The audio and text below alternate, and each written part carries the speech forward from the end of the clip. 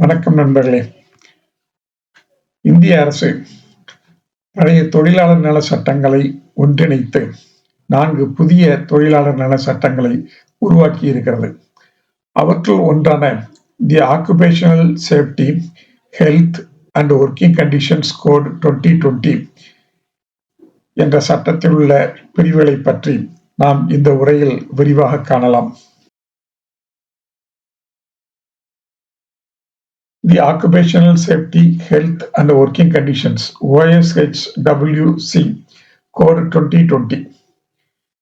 இந்த சட்டம் 13 சட்டங்களை ஒன்றிணைத்து புதிதாக உருவாக்கப்பட்டுள்ளது. பழைய சட்டங்களில் சில மாறுதல்களும் செய்யப்பட்டுள்ளன. என்னென்ன சட்டங்கள் அப்படின்னு பார்த்தா, the factories act 1948, the mines act 1952, the Dock Workers Safety, Health and Welfare Act 1986, the Building and Other Construction Workers Regulation of Employment and Conditions of Service Act 1996, the Plantations Labor Act 1951, the Contract Labor Regulation and Abolition Act 1970, the Interstate Migrant Workmen Regulation of Employment and Conditions of Service Act 1979, the Working Journalist and Other Newspaper Employees Conditions of Service and Miscellaneous Provisions Act 1955, the Working Journalist Fixation of Rates of Wages Act 1958, the Motor Transport Workers Act 1961, the Sales Promotion Employees Conditions of Service Act 1976, the BD and Shigar Workers Conditions of Employment Act 1966, and the Cine Workers and the Cinema Theatre Workers Act 1981. இந்த 13 சட்டங்கள் ஒருங்கிணைக்கப்பட்டு சில மாறுதல்களுடன் the occupational safety, health and working conditions code 2020 உருவாக்கப்பட்டுள்ளது. இந்த புதிய சட்டத்தில் உள்ள நன்மைகள் பற்றி நாம் முதலில் விரிவாக பார்ப்போம். முதலில் ஊழியர்களுக்கான நியமன கடிதம், அப்பாயின்மெண்ட் லெட்டர். எப்பொழுது ஒரு தொழிலாளரை பணியில் நியமித்தாலும் அவருக்கு உடனடியாக ஒரு பணி நியமன கடிதம், அப்பாயின்மெண்ட் லெட்டர் வழங்கப்பட வேண்டும். இந்த கடிதம் ஒரு குறிப்பிட்ட பருவத்தில் தான் இருக்க வேண்டும். அதுல ஊழியரை பற்றிய விவரங்கள், அவருக்கு வழங்கப்படும் ஊதியம், அவருக்கு கிடைக்கக்கூடிய சமூக பாதுகாப்பு திட்டங்கள் போன்றவை பற்றி தெளிவாக குறிப்பிட்டிருக்க வேண்டும். சரி, இதனால என்ன நன்மை கிடைக்கும் அப்படின்னு கேட்டாக்க, இதனால ஒரு வெளிப்படைத்தன்மை அதிகரிக்கும், டிரான்ஸ்பரன்சி இன்க்ரீஸ் ஆகும். ஒரு தொழிலாளிக்கு உண்மையிலே என்னென்ன கிடைக்கும், அவருடைய ஒர்க்கிங் கண்டிஷன் என்ன அப்படிங்கிறத பற்றி நம்ம தெளிவாக தெரிந்து கொள்ள முடியும். அதுலேயும் வேலை நேரம், ஊதியம், இந்த மாதிரி விஷயங்கள்ல தான் எப்பொழுதும் பிரச்சனைகள் வருகின்றன. அந்த பிரச்சனைகள் எழாமல் தவிர்க்கலாம் அல்லது குறைக்கலாம். அது ஏன்னா முன்னாடி நம்ம வெளிப்படையாக எல்லாவற்றையும் சொல்லிவிடுகின்ற காரணத்தினால இவற்றினால் எழுகின்ற பிரச்சனைகள் குறைவதற்கான வாய்ப்பு இருக்கிறது. இது ஒரு விதமான நன்மை. அடுத்து, ஊதியத்துடன் கூடிய வருடாந்திர விடுப்பு. முன்னாடி இருந்த தொழிலாளர்கள் சட்டங்கள் படி ஒரு வருஷத்துல குறைஞ்சது 240 நாட்கள் ஒருத்தர் வேலை பார்த்திருந்தார் அப்படின்னு சொன்னாதான் அவருக்கு ஊதியத்துடன் கூடிய விடுப்பு கிடைக்கும் அப்படின்னு இருந்தது. இப்போ அது என்னாச்சு அப்படின்னு கேட்டா 180 நாட்களாக குறைக்கப்பட்டுள்ளது.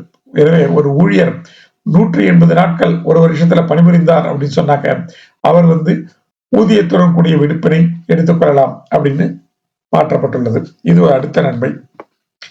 பணி நேரம், அதாவது ஒர்க்கிங் ஹவர்ஸ். ஒரு ஊழியர் ஒரு நாளைக்கு 8 மணி நேரம் வேலை பார்த்தா போதும். ஒரு நாளைக்கு 8 மணி நேரம் வீதம் ஒரு வாரத்திற்கு 48 மணி நேரம் வேலை பார்த்தா போதும். 6 நாளைக்கு 48 மணி நேரம் வேலை பார்த்தால் போதும். இதுல 8 மணி நேரம் தான் வேலை பார்க்கணுமா அப்படின்னு கேட்டா, தேவை ஏற்பட்டால் ஒரு தொழிலாளி ஒரு நாளைக்கு 12 மணி நேரமும் வேலை பார்த்துக் கொள்ளலாம். அப்படி வேலை பார்த்தா ஒரு நாளைக்கு 12 மணி நேரம் வேலை பார்த்தா ஒரு வாரத்துல ஒரு 4 நாட்கள் வேலை பார்த்தால் போதும். இந்த பணி நேரம், மிகை நேர பணி போன்றவற்றை உரிய அரசாங்கம், அதாவது அப்ராப்ரியேட் கவர்மெண்ட், அவங்க நிர்ணயித்துக் கொள்ளலாம் அப்படின்னு சொல்லியிருக்காங்க. அடுத்து, மாநிலம் விட்டு மாநிலம் பெயரும் தொழிலாளர்கள். ஒரு நிறுவனம் தம்மிடம் பணிபுரியும் ISMW, இன்டர்ஸ்டேட் மைக்ரண்ட் ஒர்க்கர்ஸ், அவர்களை பற்றிய அனைத்து தகவல்களையும் அரசாங்கத்திற்கு தர வேண்டும். இவர்கள் ஆண்டுக்கு ஒரு முறை தங்கள் சொந்த ஊருக்கு சென்று வருவதற்கான இருவழி போக்குவரத்து செலவை நிறுவனங்கள் ஏற்க வேண்டும். இவங்களுக்கு வேற ஏதாவது பிரச்சனைகள் இருந்தால் அவர்களுடைய பிரச்சனைகளை தீர்ப்பதற்காக ஒரு கட்டணமில்லா தொலைபேசி ஒன்றை புதிதாக அறிமுகம் செய்திருக்கிறார்கள். அமைப்பு சாரா தொழிலாளர்களுக்கு என்று சமூக பாதுகாப்பு நிதி, சோசியல் செக்யூரிட்டி ஃபண்ட் ஒன்று புதிதாக உருவாக்கப்படும். தொழிற்சாலைகளுக்கான குறைந்தபட்ச ஊழியர்களின் எண்ணிக்கை 10லிருந்து 20ஆகவும், அதாவது எங்கெல்லாம் மின்னாற்றல் பயன்படுத்தப்பட்டு உற்பத்தி நடைபெறுகிறதோ அந்த இடங்களில் குறைந்தபட்ச ஊழியர்களின் எண்ணிக்கை 10லிருந்து, அதாவது இப்ப 10ஆக இருக்கிறது, அது 20ஆக உயர்த்தப்படுகிறது. அதே மாதிரி மற்ற இடங்களில் மின்னாற்றல் இல்லாமல் உற்பத்தி நடைபெறுகின்ற இடங்களில் குறைந்தபட்ச ஊழியர்களின் எண்ணிக்கை தற்பொழுது 20ஆக இருக்கிறது, அது 40ஆக உயர்த்தப்படுகிறது. இந்த சட்டத்தின் மூலம் 40ஆக உயர்த்தப்படுகிறது. தேசிய தொழிலாளர் தகவல் களஞ்சியம் ஒரு டேட்டா பேஸ் ஒன்று புதுசாக கிரியேட் பண்றாங்க. அதுல மத்திய அரசாங்கத்தின் தொழிலாளர் மற்றும் வேலைவாய்ப்பு அமைச்சகம் அமைப்பு சாரா தொழிலாளர்கள், புலம்பெயர் தொழிலாளர்கள் உட்பட அவர்களை பற்றிய அனைத்து தகவல்களையும் சேகரித்து வைத்திருக்கும். இதன் மூலம் அவர்களது திறனுக்கேற்ற வேலைவாய்ப்பினை பெறுவதல் போன்ற விஷயங்கள் சாத்தியமாகும்.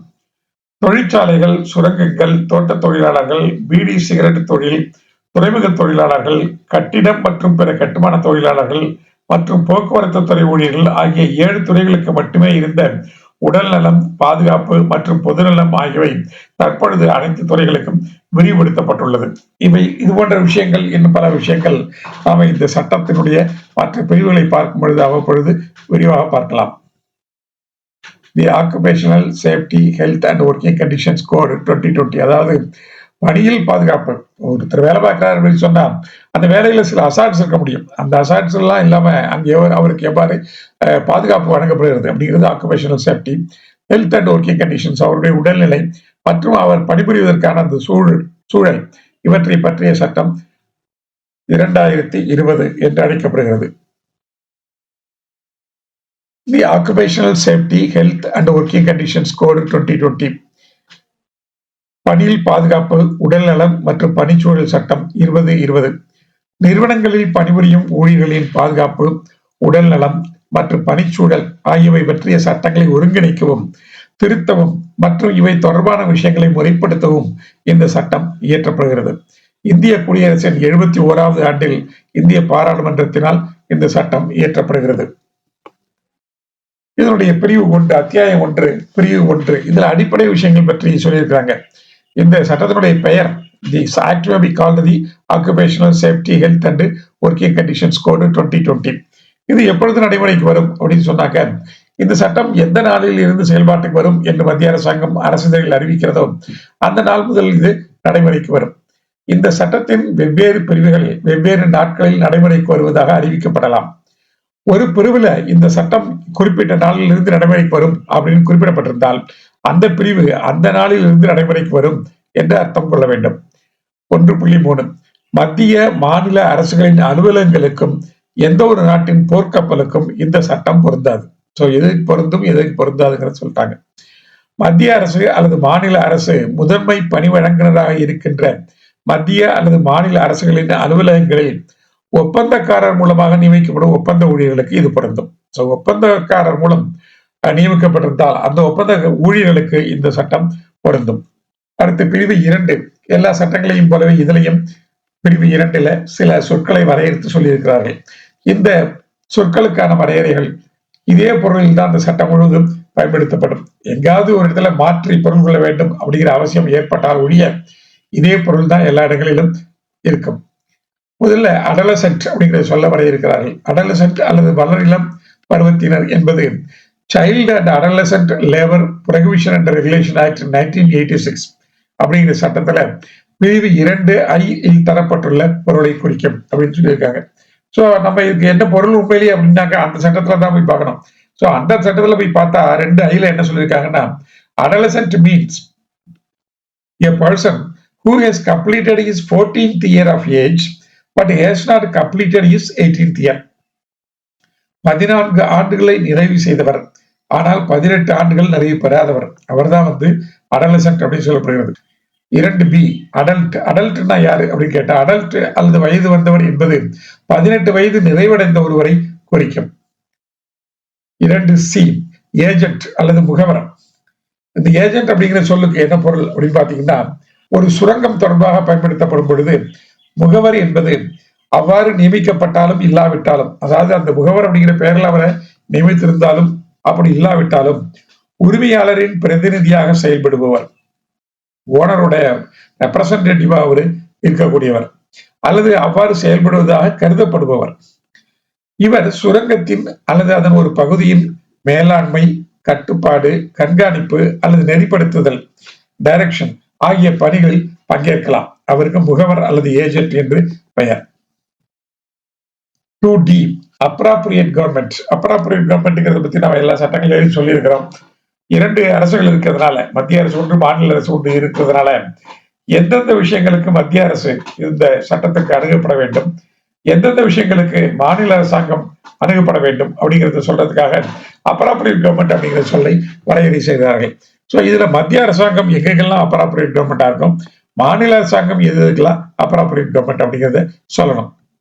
சோ அப்ராப்ரியேட் கவர்மெண்ட்ல கீழ்காண்பவற்றை பொறுத்தவரையில் பிரிவு 2D 2 குறிப்பிடப்பட்டுள்ளவை நீங்களாக மத்திய அரசாங்கமே சம்பந்தப்பட்ட அரசாங்கம் அல்லது உரிய அரசாங்கமாக இருக்கும். என்னென்ன விஷயங்கள் அப்படின்னு கேட்டா, மத்திய அரசினால் அல்லது மத்திய அரசின் அதிகாரம் பெற்ற அமைப்பினால் நடத்தப்படுகின்ற ஒரு நிறுவனம், அல்லது மத்திய அரசினால் கட்டுப்படுத்தப்பட்ட தொழில்துறை கண்ட்ரோல்டு இண்டஸ்ட்ரி என்று அறிவிக்கப்பட்டவை, அல்லது ரயில்வே நிறுவனம் மெட்ரோ ரயில் உட்பட, சுரங்கங்கள், எண்ணெய் வயல்கள் ஆயில் ஃபீல்டு, பெரிய துறைமுகங்கள் மேஜர் போர்ட்ஸ், வான்வழி போக்குவரத்து சேவை, தொலைத்தொடர்பு, வங்கி மற்றும் மத்திய அரசின் சட்டத்தினால் உருவாக்கப்பட்ட காப்பீட்டு நிறுவனம், அது எந்த பெயரில் அழைக்கப்பட்டாலும் சரி, மத்திய சட்டத்தால் ஏற்படுத்தப்பட்ட ஒரு பெருநிறுவனம் ஒரு கார்பரேஷன் அல்லது பிற அதிகார அமைப்பு, அல்லது மத்திய பொதுத்துறை நிறுவனங்கள், அந்த மத்திய பொதுத்துறை நிறுவனங்கள் தங்களுக்காக ஏற்படுத்திக் கொண்ட துணை நிறுவனங்கள், அல்லது மத்திய அரசுக்கு சொந்தமான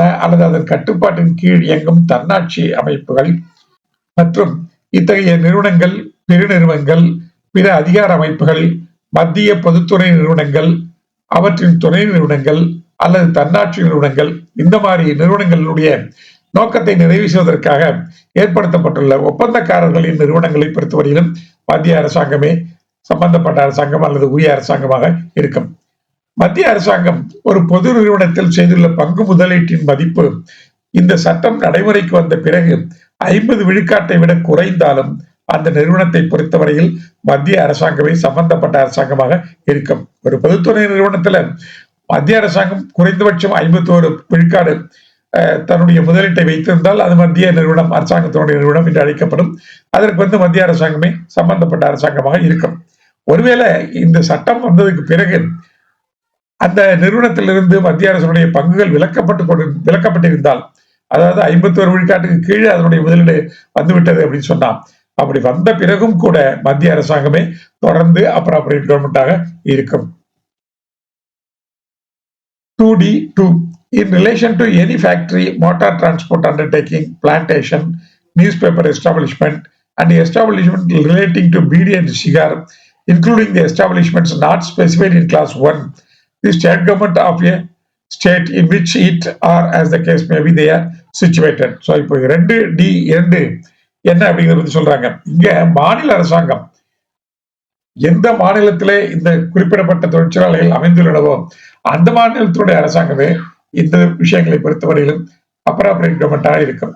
ஒரு மாநிலத்தில் அமைந்துள்ள ஒரு தொழிற்சாலை, ஒரு மோட்டார் போக்குவரத்து நிறுவனம், தோட்டத்துறை, செய்தித்தாள் நிறுவனம், பீடி மற்றும் சுருட்டு தொடர்பான எந்த ஒரு தொழிற்சாலை மற்றும் துணைப்பிரிவு 1 குறிப்பிடப்படாத நிறுவனங்கள், இவற்றையெல்லாம் பொறுத்தவரையிலும் அந்த மாநில அரசாங்கமே சம்பந்தப்பட்ட அரசாங்கமாக இருக்கும். அதாவது இது எங்க அமைந்திருக்கிறதோ அங்க. சோ இதுக்கு ஒரு விளக்கம் சொல்லியிருக்காங்க. ஐயம் எதுவும் இருந்தால் அதனை நீக்கும் பொருட்டு கீழ்காணுமாறு தெளிவுபடுத்தப்படுகிறது. ஒரு மாநிலத்தில் அமைந்துள்ள தொழிற்சாலையின் பணி சார்ந்த பாதுகாப்பு, உடல் நலம் மற்றும் பணிச்சூழல் ஆகிய விஷயங்களை பொறுத்தவரையில் அந்த மாநில அரசாங்கமே சம்பந்தப்பட்ட அரசாங்கமாக இருக்கும் அப்படின்னு ஒரு விளக்கமும் கொடுத்து விட்டார்கள். அடுத்தது 2E audio visual production. Audio visual production அப்படின்னா என்ன அப்படின்னு சொல்றாங்க. ஆடியோ விஷுவல் ப்ரொடக்ஷன் அப்படிங்கிறது காணொளி காட்சி தயாரித்தல்.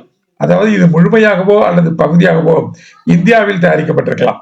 என்னென்ன எல்லாம் இதுல வரும் அப்படின்னு கேட்டா, அனிமேஷன் படங்கள், சித்திரப்பட காட்சி, ஒளி விளம்பர படங்கள், எண்ணிம தயாரிப்பு டிஜிட்டல் ப்ரொடக்ஷன், அல்லது இத்தயாரிப்புக்காக செயல்படுகின்ற மற்ற செயல்பாடுகள், திரைப்படங்கள், திரைப்படம் அல்லாத பிற படங்கள், ஃபீச்சர் பிலிம்ஸ் அண்ட் நான் ஃபீச்சர் பிலிம்ஸ், தொலைக்காட்சி படங்கள், இணையங்களில் வெளியிடப்படும் தொடர்கள், வெப் சீரியல்ஸ், பேச்சு காட்சிகள், டாக் ஷோஸ், ரியாலிட்டி ஷோஸ் மற்றும் விளையாட்டு காட்சிகள், இவை எல்லாமே ஆடியோ விஷுவல் ப்ரொடக்ஷன் அப்படிங்கிறதுல அடங்கும்.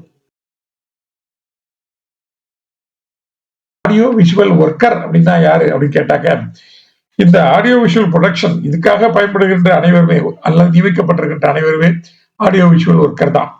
காணொலி காட்சி தயாரிப்பு ஊழியர் இவர் நேரடியாகவோ அல்லது ஒப்பந்தக்காரர் ஒருவர் மூலமாகவோ காணொலி காட்சி தயாரிப்பு அல்லது அது தொடர்பான பணிகளை செய்வதற்காக நியமிக்கப்பட்டிருக்கலாம். இதுல யார் யாரெல்லாம் வருவாங்க அப்படின்னு கேட்டா, ஒரு நடிகர், இசைக்கலைஞர் மியூசிஷியன், பாடகர், தொகுப்பாளர், செய்தி வாசிப்பவர் அல்லது நடன கலைஞர், பின்னணி குரல் கலைஞர், பேக்ரவுண்ட் வாய்ஸ் கொடுக்கிறவங்க, டப்பிங் வாய்ஸ் கொடுக்கிறவங்க, அல்லது சண்டை நடிகர், எவராக இருந்தாலும் இருக்கலாம். இவர்கள் திறன்மிக்க பணிகள், அதாவது ஸ்கில்டு ஒர்க்கர்ஸ், குறைத்திறன் போதுமான பணிகள், செமி ஸ்கில்டு ஒர்க்ஸ், தனித்திறமை எதுவும் தேவைப்படாத பணிகள், அன்ஸ்கில்டு ஒர்க்ஸ், அல்லது உடல் உழைப்பினால் செய்யப்படுகின்ற பணிகள், மேற்பார்வை பணிகள், தொழில்நுட்ப பணிகள், கலைத்துறை பணிகள் அல்லது பிற பணிகளை செய்வதற்காக நியமிக்கப்பட்டிருக்கலாம். ஒலி காட்சி தயாரிப்பு பணிகளுக்காகவோ அல்லது அதனுடன் தொடர்புடைய பணிகளுக்காகவோ அவருக்கு வழங்கப்படும் ஊதியம், அது மாதாந்த அடிப்படையில் வழங்கப்பட்டாலும் சரி அல்லது ஒரே தடவையில் தொகுப்பூதியமாக வழங்கப்பட்டாலும் சரி, அது மத்திய அரசாங்கம் அவ்வப்பொழுது குறிப்பிடும் தொகையை விட அதிகமாக இருக்கக்கூடாது. இது அவருடைய சம்பளத்தை பற்றிய விஷயம். ஸோ ஆடியோ விஷுவல் ஒர்க்கர் அப்படிங்கிறவர் யார் அப்படிங்கிறத இந்த செக்ஷன்ல டிவைட் பண்ணியிருக்காங்க. அடுத்து 2G banking company. Banking company அப்படின்னா என்ன அப்படிங்கிறத பத்தி 2Gல சொல்லியிருக்காங்க. பேங்கிங் கம்பெனி அல்லது வங்கி நிறுவனம் என்பது பேங்கிங் ரெகுலேஷன்ஸ் ஆக்ட் 1949 பிரிவு 5C வரையறை செய்யப்பட்டுள்ள வங்கி நிறுவனத்தை குறிக்கும். ஸோ அந்த சட்டத்துல 5C என்ன சொல்லியிருக்காங்களோ அதுதான். இதுல என்னென்னலாம் அடங்கும் அப்படின்னு கேட்டா, இந்திய ஏற்றுமதி இறக்குமதி வங்கி, எக்ஸ்போர்ட் இம்போர்ட் பேங்க், இந்திய தொழில் புனரமைப்பு வங்கி, இண்டஸ்ட்ரியல் ரீகன்ஸ்ட்ரக்ஷன் பேங்க், இந்திய சிறு தொழில்கள் மேம்பாட்டு வங்கி சட்டம் 1989 பிரிவு 3 கீழ் நிறுவப்பட்ட இந்திய சிறு தொழில்கள் மேம்பாட்டு வங்கி, இந்திய ரிசர்வ் வங்கி, ரிசர்வ் பேங்க் ஆஃப் இந்தியா, இந்திய ஸ்டேட் வங்கி, ஸ்டேட் பேங்க் ஆஃப் இந்தியா, வங்கி நிறுவனங்களை கையகப்படுத்துதல் மற்றும் மாற்றுதல் சட்டம் 1970 பிரிவு 3 கீழ் அமைக்கப்பட்ட இணையான ஒரு வங்கி, வங்கி நிறுவனங்களை கையப்படுத்தல் மற்றும் மாற்றுதல் சட்டம் 1980, முதல்ல சொன்னது 1970, இது 1980, அதனுடைய பிரிவு 3 கீழ் அமைக்கப்பட்ட கரஸ்பாண்டிங் ஒரு இணையான ஒரு புதிய வங்கி. இவை எல்லாம் பேங்கிங் கம்பெனி என்ற வரையறைக்குள் வருகின்றன. 2H building or other construction work. Building or other construction work கட்டிடம் அல்லது பிற கட்டுமான பணி. இது என்ன அப்படின்னு கேட்டா, கட்டிடங்கள், தெருக்கள், சாலைகள், ரயில்வேக்கள், ராம்வேக்கள், விமான நிலையங்கள், நீர்ப்பாசனம், வடிகால், அணைக்கட்டு மற்றும் நீர்வழி செலவு பணிகள், வெள்ளக்கட்டுப்பாட்டு பணிகள், வெள்ள நீர் வடிகால் பணிகள் உட்பட மின் உற்பத்தி, மின் பரிமாற்றம் மற்றும் மின் விநியோகம், தண்ணீர் வழங்கல், நீர் விநியோகத்திற்கான கால்வாய்கள், எண்ணெய் மற்றும் எரிவாயு அமைப்புகள், மின்சார இணைப்புகள், இணைய கோபுரங்கள், அதாவது இன்டர்நெட் டவர்ஸ், கம்பியில்லா தொடர்பு அமைப்புகள், வானொலி, தொலைக்காட்சி, தொலைபேசி, தந்தி மற்றும் வெளிநாட்டு தகவல் தொடர்புகள், அணைகள், கால்வாய்கள், நீர்த்தேக்கங்கள், நீர்வழிகள், சுரங்க பாதைகள், பாலங்கள், குறுக்கு வழி பாலங்கள், நீர்வழிகள், குழாய் பாதைகள், கோபுரங்கள், குளிரூட்டும் கோபுரங்கள், மின் கோபுரங்கள் மற்றும் மத்திய அரசாங்கத்தால் குறிப்பிடப்பட்டுள்ள இது போன்ற பிற பணிகள் தொடர்பான கட்டுமானம், மாற்றம், பழுதுபார்ப்பு, பராமரிப்பு அல்லது இடித்தல், இவை எல்லாமே building or other construction work அப்படிங்கிற ஒரு டெஃபனிஷன் கீழே வரும். பில்டிங் ஒர்க்கர், கட்டிட தொழிலாளர் அப்படின்னா யார்? பயிற்சி பெற்ற, குறைந்த பயிற்சி பெற்ற அல்லது எந்த பயிற்சியும் பெறாத பணிகளை செய்வதற்காக நியமிக்கப்பட்டவர்கள், அதுக்காக நியமிக்கப்பட்டிருக்கலாம். உடல் உழைப்பினால் செய்யப்படுகிற, தொழில்நுட்பம் பயன்படுகிற பணிகள் அல்லது எழுத்து பணிகள் போன்றவற்றை செய்வதற்காக நியமிக்கப்பட்டிருக்கலாம். இவர்களுக்கு ஊதியமோ அல்லது வேறு வெகுமதியோ வழங்கப்படலாம். இவர்களுடைய பணி நிபந்தனைகள் வெளிப்படையாகவோ அல்லது குறிப்பாகவோ தெரிவிக்கப்பட்டிருக்கலாம். சோ இவங்க எதுக்காக நியமிக்கப்பட்டிருக்கும் அப்படின்னு கேட்டா, கட்டிடம் கட்டுதல் அல்லது பிற கட்டுமான பணிகளுடன் தொடர்புடைய பணிகளுக்காக இவர்கள் நியமிக்கப்பட்டிருக்கலாம். இவர்களுக்கு கட்டிட தொழிலாளர்கள் என்று பெயர். ஆனால் முக்கியமாக மேலாண்மை, மேற்பார்வை அல்லது நிர்வாக பணிகளுக்காக நியமிக்கப்பட்டவர்கள் இதில் அடங்க மாட்டார்கள். அவங்களை கட்டிட தொழிலாளர்கள் என்று சொல்ல முடியாது. அடுத்த 2J கார்கோ. கார்கோ அப்படின்னா சரக்கு. சரக்கு என்பது ஒரு கப்பல் அல்லது வேறு ஒரு வெசல் அல்லது வாகனத்தில் வெஹிக்கிள் எடுத்து செல்லப்படுகின்ற எந்த ஒரு பொருளா இருந்தாலும் அதை குறிக்கும். 2K chief inspector come facilitator. இந்த சட்டத்தின் மூலம் இவர் நியமிக்கப்படுகிறார். அவர் யார் அப்படின்னு கேட்டா, சீஃப் இன்ஸ்பெக்டர் கம் ஃபெசிலிட்டேட்டர் என்பது இந்த சட்டத்தின் பிரிவு 34(5) கீழ் நியமிக்கப்பட்ட தலைமை ஆய்வாளர் மற்றும் இணைப்பாளர் அல்லது வழிகாட்டி அவரை குறிக்கும். 2L கம்பீட்டன்ட் பர்சன் அல்லது தகுதி வாய்ந்த அல்லது திறன் வாய்ந்த ஒரு நபர் அப்படிங்கிறவர் யார் அப்படிங்கிறத சொல்லணும். கம்பீட்டன்ட் பர்சன் ஒரு தொழிலகத்தில் மேற்கொள்ளப்பட வேண்டிய சோதனைகள், ஆய்வுகள் போன்றவற்றை செய்வதற்காக தலைமை ஆய்வாளர் அவர்களால் நியமிக்கப்படுகின்ற ஒரு தனி நபர். இவர் ஒரு தனி நபராகவும் இருக்கலாம் அல்லது ஒரு நிறுவனமாகவும் இருக்கலாம். சோ அவங்களுக்கு கம்பீட்டன்ட் பர்சன் என்று பெயர். சோ கம்பீட்டன்ட் பர்சன் என்பவர் இந்த சட்டத்தில் உள்ள பிரிவுகளில் கூறப்பட்டுள்ள விஷயங்களுக்காக ஒரு தொழிலகத்தில் சோதனைகள் மற்றும் ஆய்வுகளை மேற்கொள்வார். ஒரு தனி நபரையோ அல்லது ஒரு நிறுவனத்தையோ கம்பீட்டன்ட் பர்சனாக நியமிக்கும் பொழுது தலைமை ஆய்வாளர் கீழ்காணும் விஷயங்களை கருத்தில் கொள்ளுவார். என்னென்ன விஷயங்கள் அப்படி பார்த்தா, அந்த அவ்வாறு நியமிக்கப்படுகின்ற கம்பீட்டன்ட் பர்சனாக நியமிக்கப்படுகின்ற அவருடைய தகுதிகள் மற்றும் அனுபவம் மற்றும் அவரிடம் இருக்கின்ற வசதிகள், இது எல்லாத்தையும் கவனிக்க வேண்டும். அதே மாதிரி ஒரு நிறுவனத்தை நியமித்தால் அந்த நிறுவனத்தில் உள்ள நபர்களின் தகுதிகள், அங்கே பணிபுரிகின்ற நபர்களின் தகுதிகள், அங்கு இருக்கும் வசதிகள், அந்த நிறுவனத்தில் என்னென்ன வசதிகள் இருக்கின்றன அப்படிங்கிறது எல்லாத்தையும் அவர் கருத்தில் கொள்ள வேண்டும். கொண்டுதான் அவர் அவரை கம்பீட்டன்ட் பர்சனாக நியமிப்பார். ஒரு சுரங்கத்தை பொறுத்தவரையில் பிரிவு 64 குறிப்பிடப்பட்டுள்ள ஒரு மேலாளரால் நியமிக்கப்பட்ட ஒரு நபரும் இந்த வரையறைக்குள் அடங்குவார். ஒரு சுரங்கத்தை பொறுத்தவரையிலும் இந்த 64 பிரிவு 64 இந்த சட்டத்தினுடைய பிரிவு 64 குறிப்பிடப்பட்டுள்ள ஒரு மேலாளரால் நியமிக்கப்பட்ட நபர் அவரும் கம்பீட்டன்ட் பர்சன் என்ற வரையறைக்குள் வருவார். ஏதாவது ஒரு வேலையை மேற்பார்வையிடுவதற்கோ அல்லது செய்வதற்கோ அல்லது இயந்திரங்கள் இயக்கப்படுவதை கண்காணிக்கவோ அல்லது இது போன்ற மற்ற பணிகளை செய்வதற்காகவோ நியமிக்கப்பட்டவர்கள் மற்றும் எரியூட்டுபவர் ஆகியோர் இதில் அடங்குபவர். 2M contract labour. Contract labour அல்லது ஒப்பந்த தொழிலாளி என்பவர் யார்? முன்னாடி பார்த்தது கட்டிட தொழிலாளர், இது கான்ட்ராக்ட் லேபர். இது செக்ஷன் 2M இதை டிஃபைன் பண்ணியிருக்காங்க. ஒப்பந்த தொழிலாளர் ஒரு நிறுவனத்தில் வேலை பார்க்கிற அல்லது ஒரு நிறுவனத்திற்கு தொடர்புடைய வேலையை பார்க்கிற ஒரு ஒப்பந்தக்காரர் மூலமாக அல்லது ஒரு ஒப்பந்தக்காரரால் அவரே நேரடியாக நியமிக்கலாம். முதன்மை பணிவழங்கினருக்கு தெரிந்தோ தெரியாமலோ ஊதியத்துக்காக பணியில் அமர்த்தப்பட்டவர் இவர்தான் ஒப்பந்த தொழிலாளர் என்று அழைக்கப்படுவார். அப்போ ஒரு நிறுவனத்துக்கு வேலை பார்க்கலாம் அல்லது அந்த நிறுவனம் தொடர்பான வேற ஒரு வேலையை பார்க்கலாம். அவர் ஒரு கான்ட்ராக்டரால அவர் நியமிக்கப்பட்டிருக்கலாம், நேரடியாக நியமிக்கப்பட்டிருக்கலாம், அல்லது கான்ட்ராக்டர் மூலமாக வேற ஒரு நிறுவனம் அவரை நியமித்திருக்கலாம். அதாவது அந்த முதன்மை பணி வழங்கும் நிறுவனம் சொல்றியா, அந்த நிறுவனம் நியமித்திருக்கலாம் கான்ட்ராக்டர் மூலமாக. அல்லது இந்த முதன்மை பணி வழங்கினருக்கு தெரிந்தோ அல்லது தெரியாமலோ கூட இவர் நியமிக்கப்பட்டிருக்கலாம். எதுக்காக நியமிக்கப்பட்டார்? ஊதியத்திற்காக பணியில் அமர்த்தப்பட்டவர். மாநிலம் விட்டு மாநிலம் பெயர்ந்த அல்லது புலம்பெயர்ந்த தொழிலாளியும் இதில் அடங்குவார். இதுதான் கான்ட்ராக்ட் லேபர் அப்படிங்கிற டெபினிஷன். ஆனா ஒரு ஒப்பந்தக்காரர் இருக்காரு, அவருக்கு ஒரு நிறுவனம் இருக்கு இல்லையா, அந்த நிறுவனத்துல ஒருத்தர் நியமிக்கப்பட்டிருக்கிறார். அவர் எதுக்கு அப்படின்னாக்கா அந்த ஒப்பந்தக்காரருடைய நிறுவனத்தினுடைய செயல்பாடுகளை கவனிப்பதற்காக ஒருத்தரை நியமிக்கிறாங்க. அவர் வழக்கமாக எப்பொழுதும் நியமிக்கப்படுகிறார். அவர் பார்ட் டைம் ஒர்க்கர் இல்ல, அவர் ஃபுல் டைம் ஒர்க்கரு. அவருடைய வேலை வாய்ப்பு நிபந்தனைகள் அல்லது terms and conditions of labour, அது அப்பாயின்மெண்ட், அது 2 பேரும் ஒத்துக்கொண்டிருக்கிறார்கள். பணி வழங்குவோர் பணி அமர்வோர் 2 பேரும் அதை வெளிப்படையாக ஒப்புக்கொண்டிருக்கிறார்கள். மற்றும் குறித்த கால இடைவெளியில் ஊதிய உயர்வு பெறுதல், அவர் குறிப்பிட்ட காலம் ஆனந்தோடனே அவருக்கு இன்கிரிமெண்ட் கொடுக்குறாங்க. சமூக பாதுகாப்பு திட்டங்களின் கீழ் அவர் பயன்களை பெறுகிறார் மற்றும் அத்தகைய நிறுவனத்திற்கு பொருந்துகிற நடைமுறை சட்டங்களின் கீழ் பிற நன்மைகளையும் பெறுகிறார். அந்த மாதிரி விஷயங்களை பெறுகிற ஒருவராக இருந்தால் அந்த அத்தகைய ஊழியர் எந்த வரையறைக்குள் வரமாட்டார்.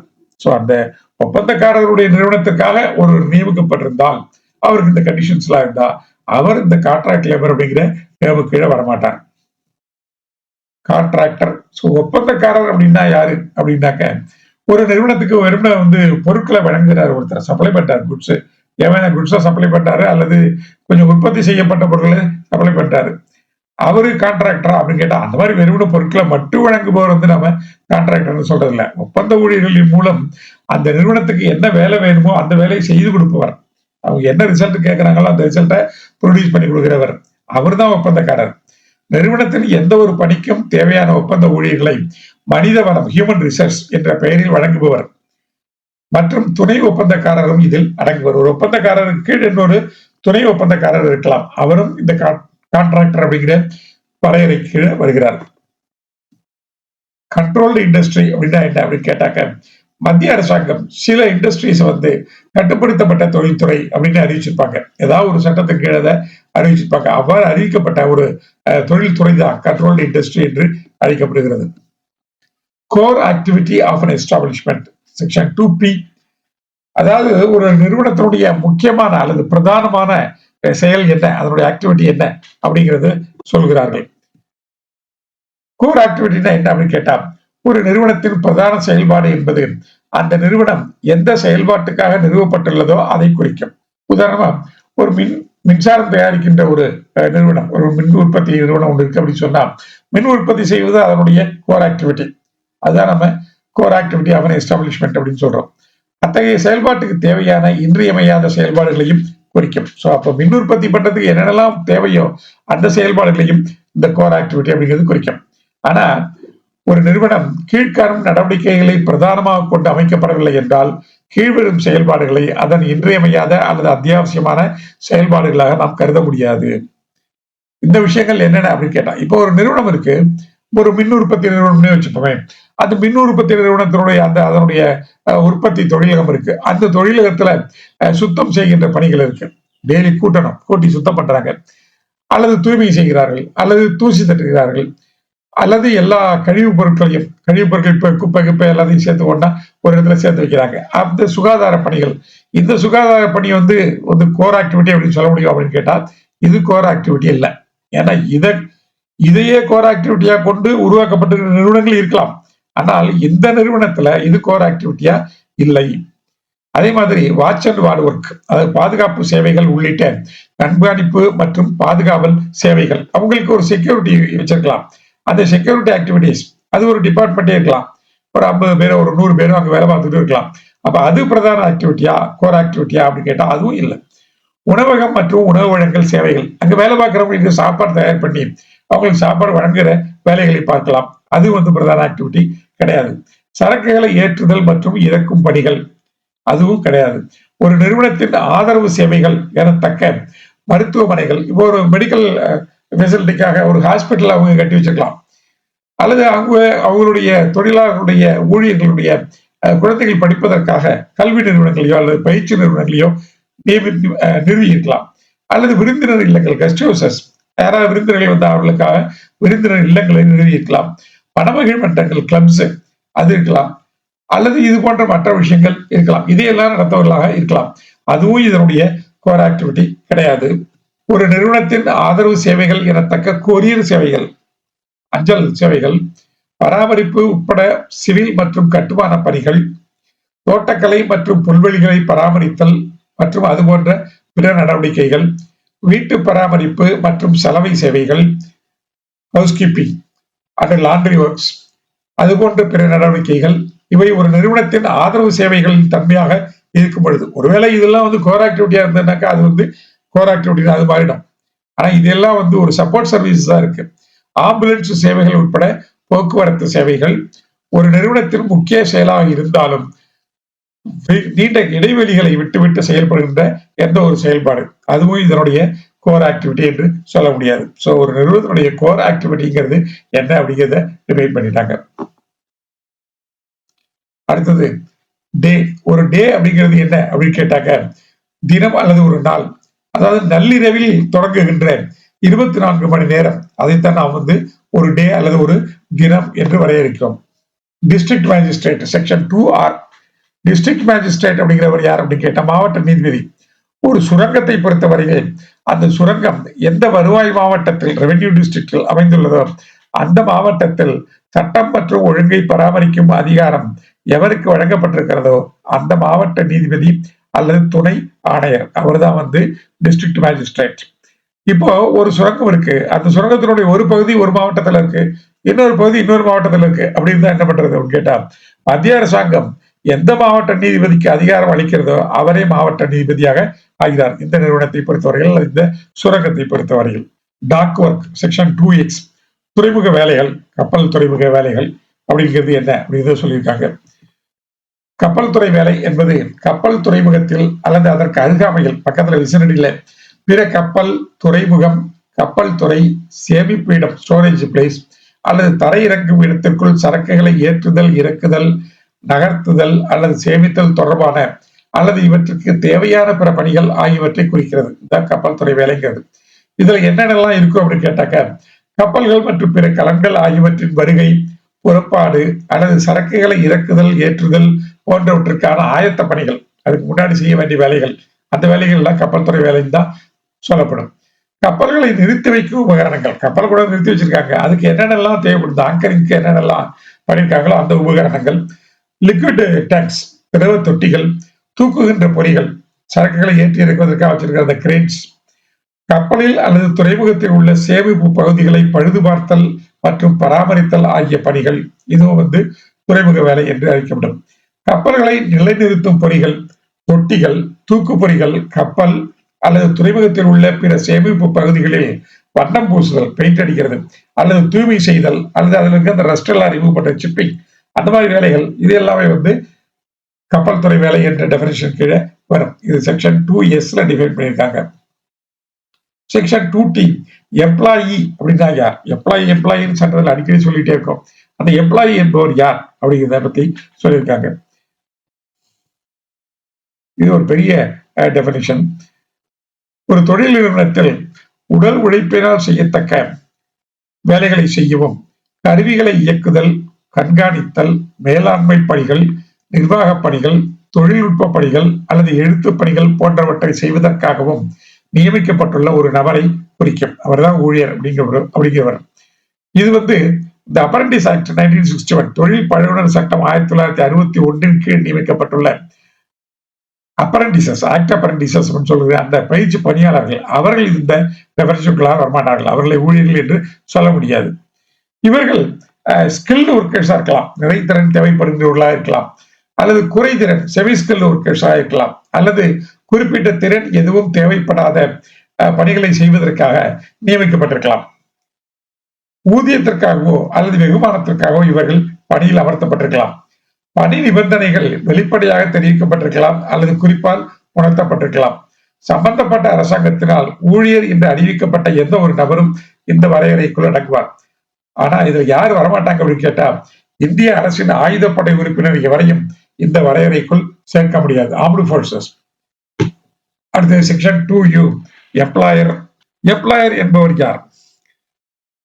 இவர் பணி வழங்குனர் அப்படின்னு நம்ம தமிழ்ல சொல்லலாம்.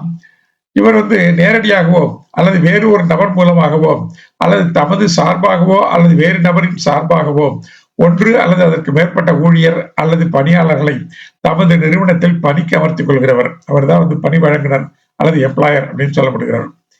மத்திய அரசின் அல்லது மாநில அரசின் ஏதாவது ஒரு துறையினால் நடத்தப்படுகிற நிறுவனமாக இருந்ததுன்னா அங்க யாரு பணி வழங்குனர் அப்படின்னு கேட்டா, இதற்காக துறை தலைவரால் குறிப்பிடப்பட்டுள்ள அதிகார அமைப்பு அல்லது இத்தகைய அதிகார அமைப்பு எதுவும் குறிப்பிடப்படாத பட்சத்தில் துறை தலைவர், அந்த துறையுடைய தலைவர் யாரோ அவர்தான் பணி வழங்குனர். உள்ளாட்சி அமைப்பினால் நடத்தப்படுகின்ற ஒரு நிறுவனமாக இருந்ததுன்னா உள்ளாட்சி அமைப்பின் தலைமை செயல் அதிகாரி, சீஃப் எக்ஸிகியூட்டிவ் ஆபீசர், அவர் தான் பணி வழங்குனர் என்று அழைக்கப்படுவார். இவர்களோட அத்தகைய ஒரு நிறுவனம் ஒரு தொழிற்சாலையாக இருக்கும் பட்சத்தில் அந்த தொழிற்சாலையின் ஆக்கப்பெயர் அப்படிங்கிறவர் யாருங்கிறது நாம பின்னாடி டிஃபைன் பண்ணலாம். அந்த நிறுவனம் ஒரு சுரங்கமாக இருந்தால் அதன் உரிமையாளர் அல்லது பிரிவு 64 குறிப்பிடப்பட்டுள்ள முகவர் அல்லது மேலாளர். 3. வேறு வகை நிறுவனமாக இருந்தால் அந்த நிறுவனத்தின் விஷயங்களின் மீது இறுதியான கட்டுப்பாட்டை கொண்டிருக்கின்ற ஒரு நபர் அல்லது அதிகார அமைப்பு, அவர் பணிவழங்குனர் என்று அழைக்கப்படுகிறார். இத்தகைய விஷயங்கள், அதாவது இந்த இறுதி கட்டுப்பாடு உள்ள விஷயங்கள் ஒரு மேலாளரிடம் அல்லது ஒரு மேலாண்மை இயக்குனரிடம் ஒப்படைக்கப்பட்டிருந்தால் அந்த மேலாளர் அல்லது மேலாண்மை இயக்குனர் தான் பணி வழங்குனர் என்று அழைக்கப்படுகிறார். மேனேஜர் அல்லது மேனேஜிங் டைரக்டர். அடுத்தது ஒப்பந்தக்காரராக இருந்தால் ஒப்பந்தக்காரரை பணி வழங்குனர் தான். அல்லது இந்த பணி வழங்குனர் இறந்து போயிட்டாருன்னு வச்சுங்களேன், அவருடைய சட்டபூர்வமான பிரதிநிதி, லீகல் ரெப்ரசன்டேட்டிவ், அவரு எம்ப்ளாயர் என்று அழைக்கப்படுகிறார். இதுதான் எம்ப்ளாயர் அப்படிங்கிற சொல்லுடைய வரையறை. இதுவரையெல்லாம் the occupational safety, health and working conditions code 2020 சில பிரிவுகளை பற்றி விளக்கமாக பார்த்தோம். மீதி உள்ள பிரிவுகளை நாம் அடுத்த உரையில் காணலாம். அதுவரையில் நன்றி, வணக்கம்.